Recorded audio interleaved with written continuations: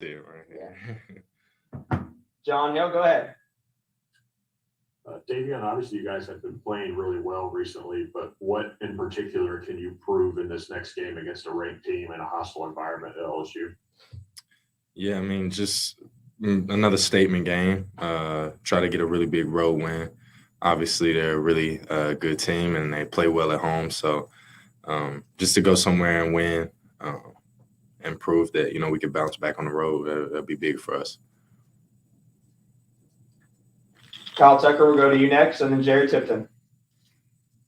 Yeah, Davion, I wonder if you can quantify in some way how Oscar's rebounding affects winning. Obviously it's important, and he's almost turned it into a spectator sport. But how directly do you feel like it affects winning? How many more points per game do you think it adds with all the offensive rebounds, or stopping another team's possession just at one shot by getting a defensive rebound? Yeah, I mean, Oscar is one of the most unique players in the country. I don't think anyone provides what he does to a team, to their team like he does. I mean, it makes it kind of hard to compete without him because Oscar's the type of guy, like, you already can account for 15 to 20 rebounds on your team every game. So, I mean, for a guy like him, for us to be able to get out in transition and score like we do, you can kind of credit a lot of things that we do on the offensive end to Oscar just by his ability that he can rebound on the defensive end. It gives us kind of a quicker break, and it deflates the other team's confidence. Like, they know if they miss a shot, we're probably gonna get the rebound. His accountability for rebounding and inspiring other guys to go rebound kind of brings us up to the 90th, 100 percentile. So I mean, Oscar, just keep doing what he's doing. Is gonna, keep us in the winning column, honestly. Jerry Tipping, go ahead. Yeah, Davion, the other time you guys played on the road was obviously at Notre Dame on the other guy's court. Mm. What lessons or what do you think you guys gained from that experience that can be helpful going forward? Yeah, I mean, just to know how it feels, especially with a crowd, like going in. Obviously, the other team is super excited. They're really looking forward to having us there. I mean, in some cases, they're probably holding like a ceremony of something, or they're doing something special just because we're there. It's an attraction when we play in your arena. So just to know how it feels to go in there and win, and it'll be our first one of the year on the road, that'll be big for us. Is it difficult to keep having to respond to the other team being super excited, as you say, again?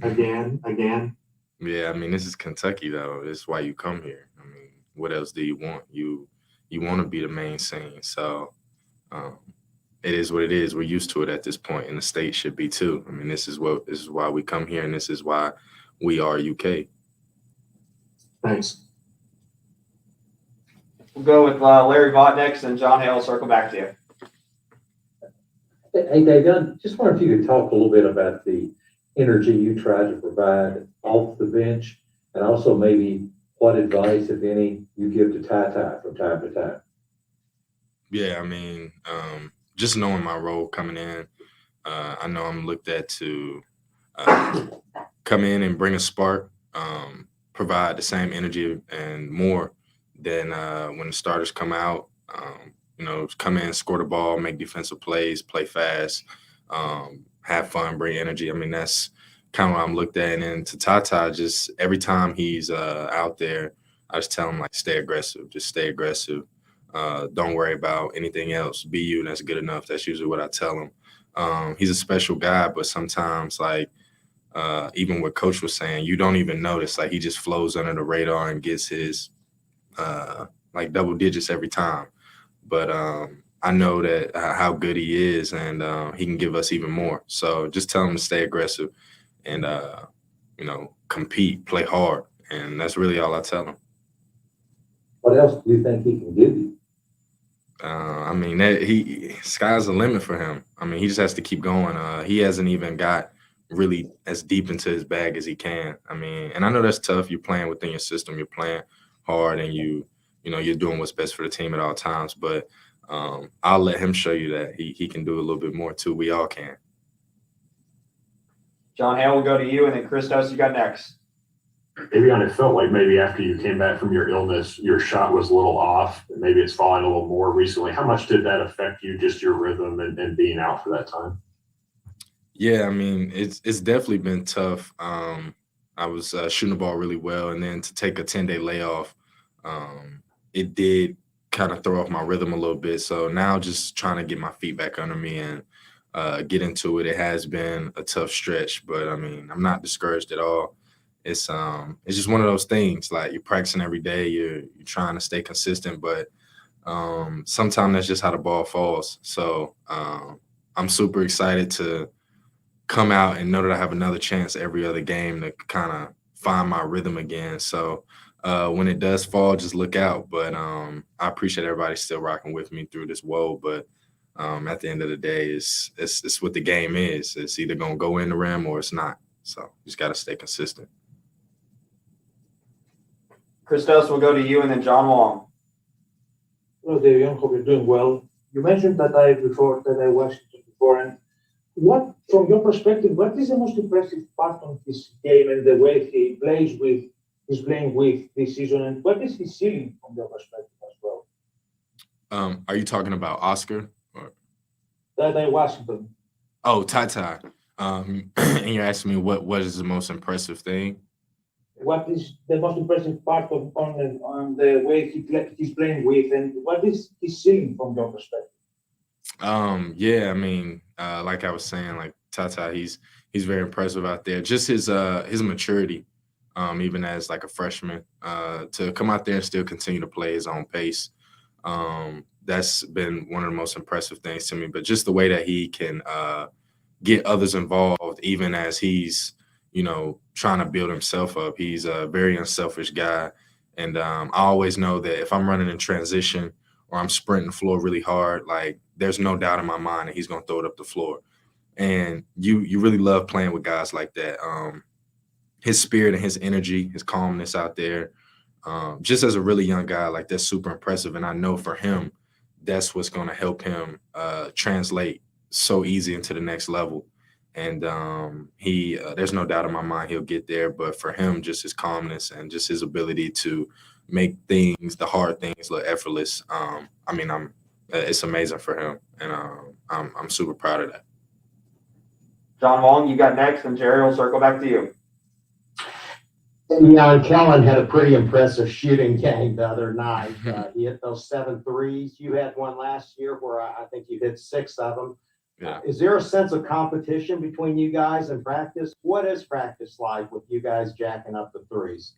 Yeah, I mean, Kellen, he's playing at a very high level right now.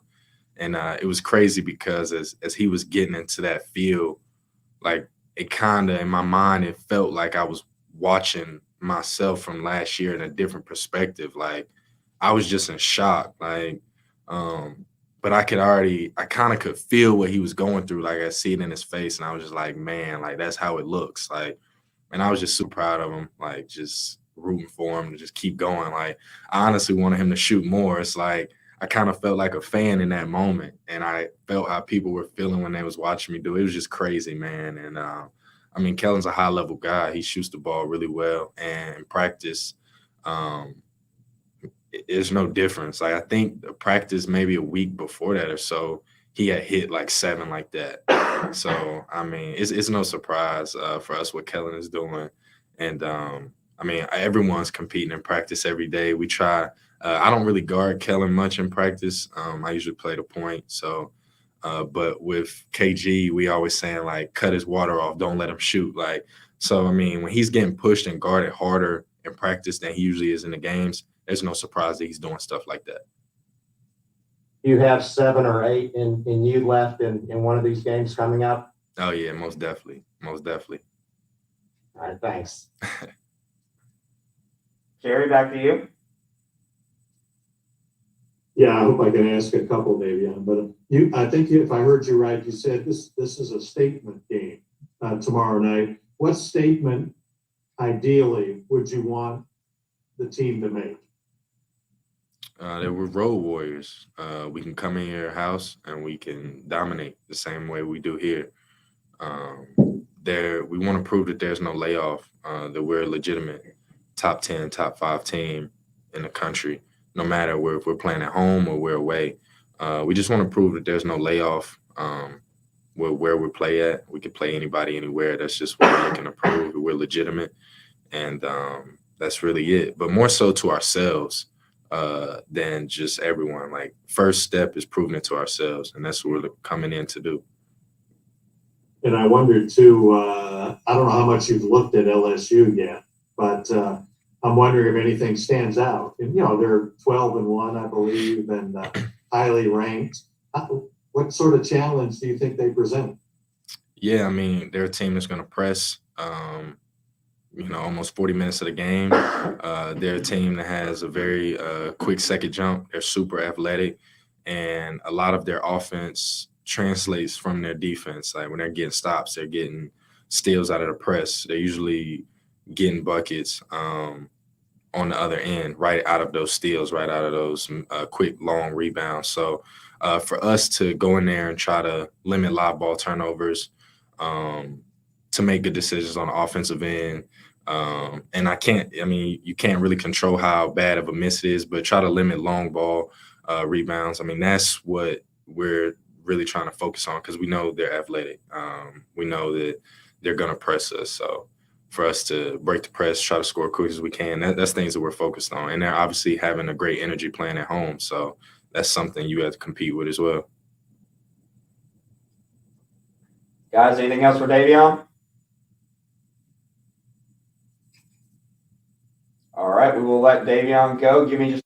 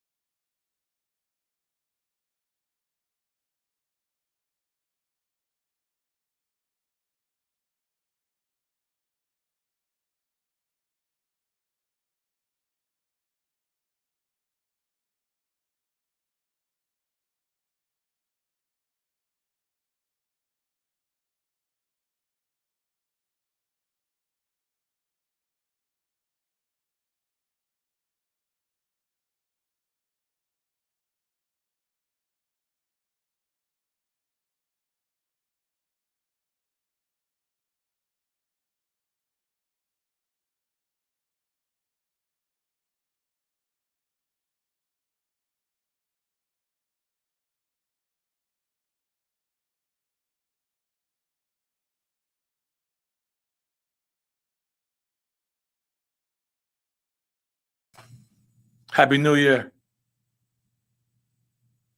Jerry, we'll start with you. And Happy New Year. I'm wondering, Davion was on right before you, and he was saying he called this a statement game tomorrow night, playing a ranked team on the road. What, as a coach, how does that play on your mind? It's probably what is the terminology, coup de grace for them. I think that for us, it's another game for us to continue to get better every day. Obviously, they're doing a bunch of hype stuff. They're naming the court out of coach Dale. They're also doing a deal for him at the halftime, similar to what they did at Notre Dame. Obviously, that's kind of what you got to be used to playing here and coaching here, is that the opposing teams, when you're on the road, are going to try to do whatever they can do to muster up energy, to muster up the crowd, to try to give themselves an advantage to win the Super Bowl. And the Super Bowl is playing and beating Kentucky. So I understand the mentality. Our mentality is this: we're going on the road to get some roadkill. Obviously, it is a big game because it's the next game on the schedule, but it's not the end all to be all for us. We're trending in the right direction right now, and we want to continue to do that with the way that we're playing on both ends of the floor. And can you say what you hope the guys learn from the Notre Dame experience that can benefit them going forward?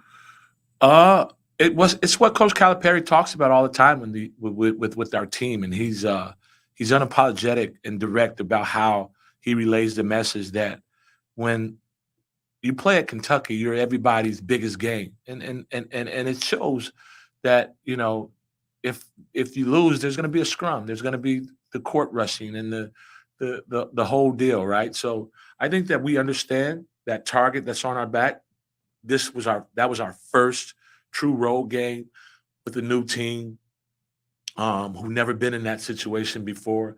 And now we have the experience, and experience is the best teacher. So now on, we know that our job is to go on the road with a different mentality, to have that road kill instincts and to play with a swagger, to play to ruin the team's weekend. And unfortunately, they're naming the court and they're doing all this wonderful things for a really good coach. But it's business. It's not personal. Kyle Tucker, we'll go to you, and then Larry Vaught. Aside from just the crazy numbers and how it's become almost a spectator sport to watch Oscar rebound, I wonder if you can kind of quantify how his rebounding affects winning. How much, what is the value of a big Oscar rebounding night to actually winning? Possessions.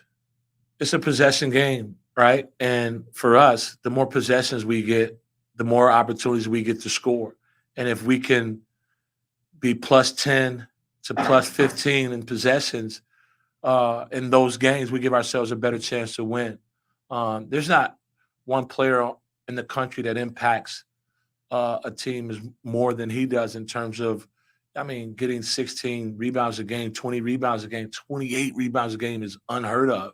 And so he tips the scale for us in terms of possessions. And obviously, you see the way that we're playing right now. We're playing at a breakneck pace. And if we could continue to get more possessions to score, it gives us an advantage, all right?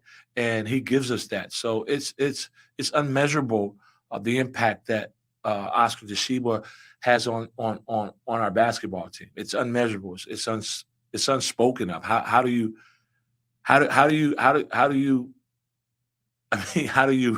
It's hard to simulate that on any other team. He's an enigma that I'm sure gives teams nightmares, and it's just pure effort. It has nothing to do with schemes, schematics. It's just his will and his effort and his knack for the ball. Larry Vaught, go ahead. Chad, just wondered, thinking back of what you thought about the ceremony from Tubby as you were sitting there watching that, and what maybe, if anything, you hope maybe your players learned about Kentucky basketball just watching that ceremony themselves. We obviously, we shared a quick moment on the sideline when Tubby came out and he was greeting us before the game was played, and I said to Tubby, and it shocked him. He was like, "Yo, yeah, that's right. Yeah, I remember when I was a high school coach at Whitney Young High School, and he was at Minnesota. He came into we were top 15 team in the country in the high school level, and he came in recruiting a couple of our guys.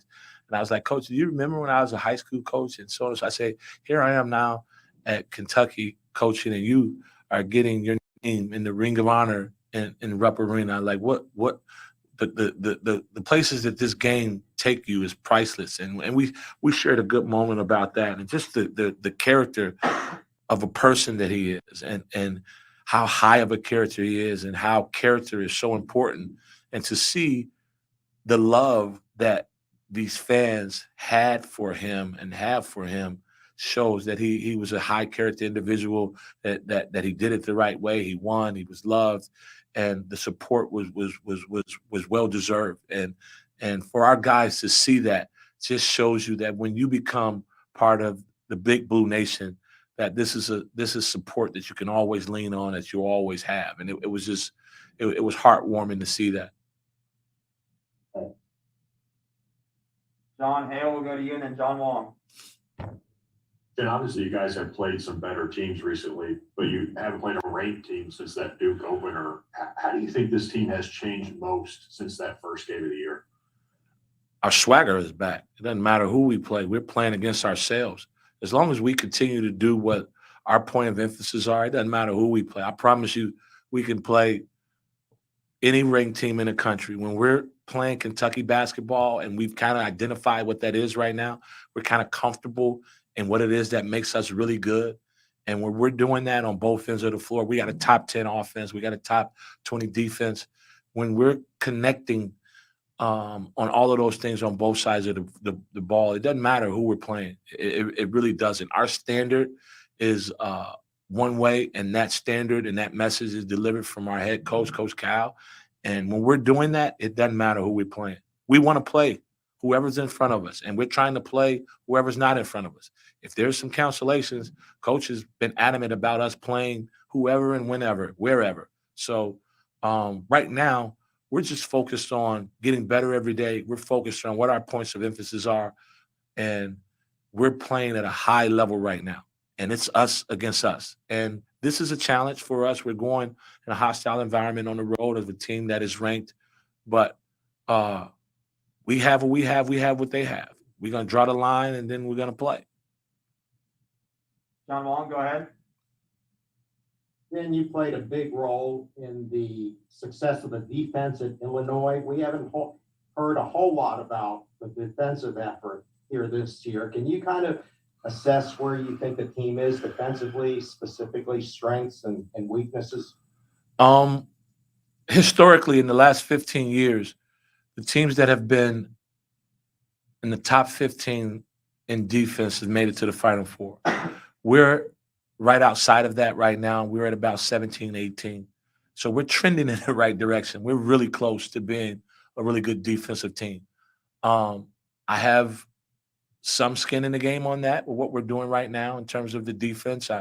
But I think that our strengths right now obviously has been our conditioning, because we tend to convert and transition, and we don't give up a lot of easy baskets.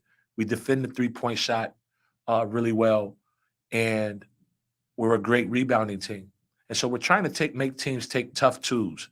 And one weakness that we have had is that sometimes we foul and parade teams and put them on the free throw line. If we continue to do the things that we're doing that are positive and tough twos without fouling, converting in transition, and making everything tough and earned, and make teams face our half-court defense and without fouling, then when we get stops, we're at our best when we're running and racing the ball and flying up the floor.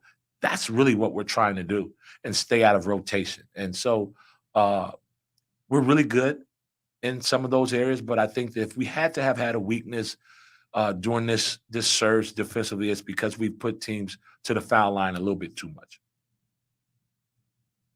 John Clay, I'll go to you, and then Christos, you've got next. Chad, you're known for your fashion sense. Yet we seem to, since COVID, stuck with the more casual clothes more, on the sidelines. How upset are you about this? And have you lobbied Calipari, hey, let's go back to where I can show what I really got?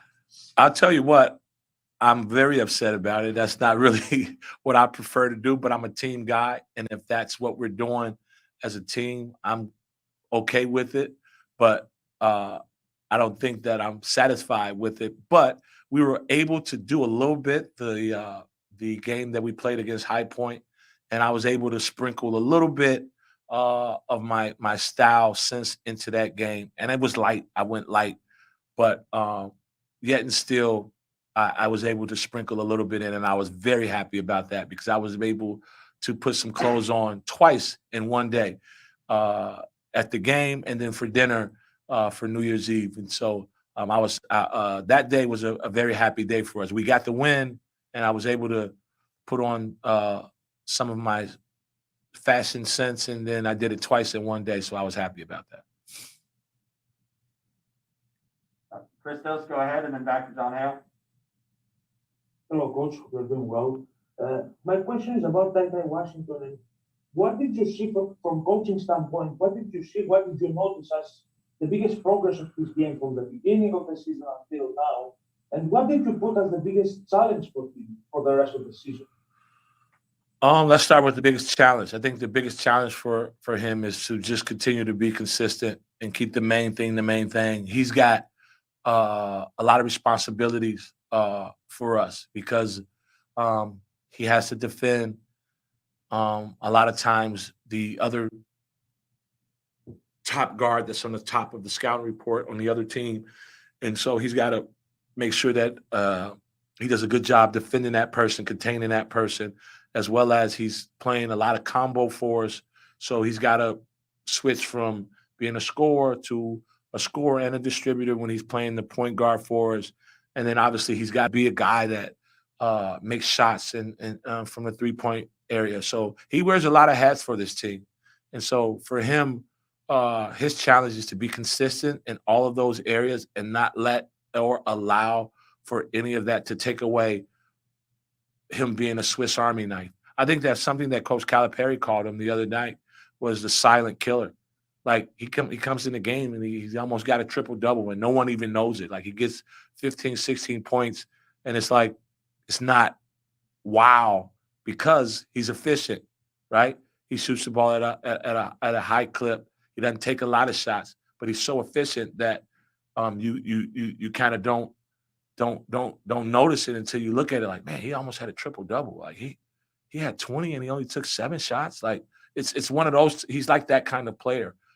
So for him, it's about being consistent. I think that's his challenge, and continue to trust his work and continue to draw confidence from all the work that he puts in. John Hale, go to you, and then Jerry Tipton, you can finish us off. And even as the rotation has kind of shrunk here recently, Cal said several times, you guys need Bryce Hopkins at some point this year. You're really familiar with his game from high school. What exactly can Bryce bring to this group that you all need? He gives us another big wing / guard because at that position, it's more of a guard for us than it is a forward. He gives us a bigger person at that position that can do multiple things. He can dribble, he can pass, he can shoot. And then obviously he's got the size and the strength that he's not afraid of a car crash. We need another guy or two that can be that guy that can get in a car crash and put pressure on the rim, get to the foul line, drive the basketball with some tenacity, and be able to eat and take bumps and finish at the rim. So he is someone that our staff, most importantly, Coach Calipari, is pulling for, rooting for, and then our team, because everyone knows and sees how good he is and how good he can be if, in fact, he's able to get some consistency. I think that, he was playing as one of the best players, if not the best player on our team a while ago, and then he kind of got injured, had some sickness, and so on and so forth. But now he's been a constant in practice, right? Not in and out of practice. He's been a constant in practice. So his number is going to get called, and it's only a matter of time before he is able to contribute to us at a high level and impact winning. Jerry Tipton, finish us off. Yeah, Chad, I'll be quick. What makes LSU a good defensive team? And how do you guys deal with that? I think that they scramble the game up, right? They play a bunch of different defense. They're going to press. They're going to go 2-2-1. They're going to go tandem. They're going to go diamond after free throws. They're going to go 1-3-1 in the three-quarter, half court to a 2-3. They scramble the game up. They got a bunch of length, a lot of athleticism. They play for steals. They get a lot of tips and deflections. And so with all of their half-court switching with multiple guys who are similar in size, it kind of stun a lot of teams and kind of stump you a little bit in terms of your flow and you getting to the rim and getting to the paint. They outscore teams in the paint like plus 20. So I think that because of all of those ingredients in terms of the personnel that they have, they scramble the game up. But we're not afraid of that, and that's not going to stop us from playing at our pace and doing what we do. We're on attack. As soon as we get off the bus, we're on attack mode. So they're a good defensive team. We'll see. A lot of teams that like to junk it up, Jerry, it's questionable how good they really are defensively. And that's why they play so much junk stuff, because they don't trust any one thing defensively, and they doesn't really guard effectively. But it's been working for them from what they've played on their schedule, and we'll see. We'll see how that affects us. We're not going to allow for it to affect us, though. We're going to be in attack mode, and we're not going to let any of the switching, any of the different zones, any of the different presses stunt us. We're getting out and we're going. Thanks. All right, guys, we'll end it there. As usual, we'll have the video replays up on the media site here in just a bit. The game notes will be later this afternoon. Talk to you later.